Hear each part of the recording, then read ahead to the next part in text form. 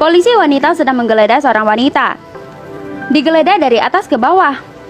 Periksa apa gadis ini ada membawa narkoba. Setelah dicari tidak ada hasil, jadi terpaksa meminta gadis itu berbalik. Gadis ini pun memunculkan ekspresi sombongnya. Melihat wajah sombongnya, polisi wanita memintanya untuk buka mulut. Dan ada kesombongan di matanya.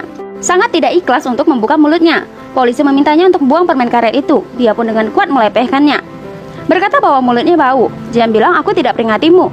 Dia pun membuka mulut di depan polisi. Polisi wanita pun mendekatinya dan mencoba menciumnya. Sama sekali tidak ada aroma. Jadi terpaksa harus membiarkannya. Polisi wanita tidak temukan apapun padanya. Setelah dengar, polisi bertanya apa dia ada mengonsumsi narkoba. Dia pun dengan sombong berkata, Anda pikir saya gila? Silakan suruh orang cek karena aku tidak takut. Polisi yang satunya meminta dia untuk jaga mulut. Wanita ini tidak terima. Memarahi mereka sudah buang banyak waktu. Sungguh tidak masuk akal. Polisi wanita menghela nafas dengan terpaksa membiarkan dia pergi. Gadis itu meliriknya, berkata hanya polisi saja berlaga, tidak ada gunanya, sambil berjalan sambil ngomong kotor. Kedua polisi mendengarnya sangat amat emosi.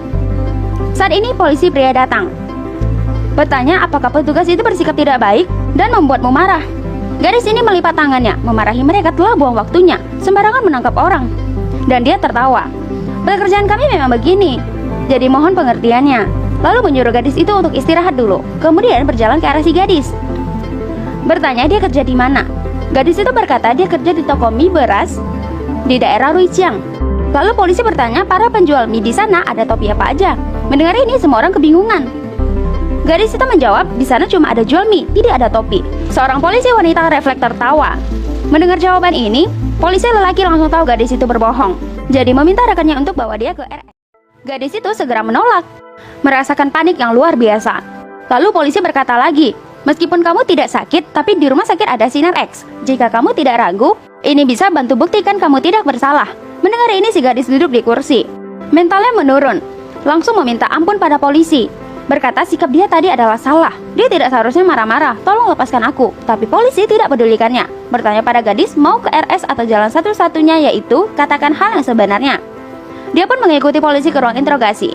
Polisi wanita penasaran dan bertanya, mengapa bertanya pada gadis itu toko mie ada jual topi apa?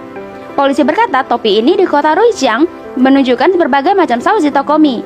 Jadi melalui istilah ini polisi lelaki bisa tahu bahwa si gadis sedang berbohong. Scene berikutnya, sebuah bus besar berhenti. Dua polisi naik ke atas bus itu. Pertama beri hormat dan berkata pada penumpang, mereka akan lakukan pemeriksaan di bus ini. Dimohon untuk kerjasamanya. Lalu mereka mengecek satu persatu, memeriksa KTP dari penumpang. Melihat gadis ini dengan ekspresi yang panik, dia juga menggendong seorang bayi. Melihat polisi wanita memeriksa KTP penumpang lainnya, dia menoleh ke arah luar. Di saat polisi wanita tidak melihat, diam-diam membuang botol cola yang berisi narkoba keluar jendela. Polisi wanita melihat gadis ini dengan ekspresi yang terlihat panik dan bibir yang takut, mencoba untuk tenang. Dan di sisi polisi wanita masih dengan serius mengecek KTP penumpang. Dia duduk dengan sangat tidak tenang. Dan kini polisi wanita ada di depannya, memintanya untuk keluarkan KTP. Wanita ini berikan KTP-nya, mencoba tenang untuk jawab pertanyaan polisi. Mendengar pertanyaan polisi tentang barang yang sudah dibuang sebelumnya, dia pun jadi panik. Berpura-pura berkata tidak buang apapun. Polisi wanita tidak percaya padanya. Tapi di hatinya sudah ada kecurigaan yang besar. Memintanya untuk cek koper yang dibawa. Meskipun gadis ini terlihat berbohong, tapi demi tidak ketahuan dia terpaksa untuk setuju. Polisi wanita ambil koper ini. Tapi berdasarkan perasaan polisi, dia tahu bahwa gadis ini sudah pasti ada masalah. Dan benda yang baru saja dia buang tadi ada narkoba itu.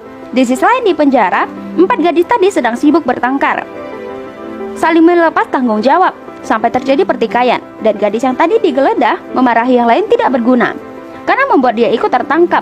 Salah satu gadis tidak terima dengan itu, berteriak tidak ada guna saling menyalahkan. Semua ini karena Yen.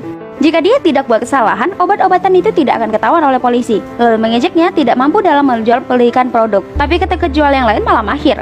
Gadis sebelah juga tanpa garam berkata, kami sudah membawa 40 butir, tapi kamu hanya bawa 20 butir. Yen tidak mau kalah dan berkata, apa gunanya menyalahkanku? Sekarang semua telah tertangkap. Dan gadis itu masih berkata bahwa Yen sangat tidak berguna. Keempat gadis ini, mereka semua adalah pengedar narkoba. Polisi akhirnya menjatuhkan mereka dalam satu gerakan dan mengurung mereka di dalam penjara. Mereka sangat ketakutan sejak tertangkap. Sebelumnya mereka gunakan keuntungan untuk menghasilkan uang banyak, secara sadar menyembunyikan obat itu. dan lakukan jual beli ilegal, melakukan hal yang melanggar hukum. Mereka sekarang digurung di sel yang kecil, memikirkan untuk dieksekusi, dan harus say bye-bye sama teman-temannya. Mereka pun menangis di sel dan menyesal atas apa yang telah dibuat.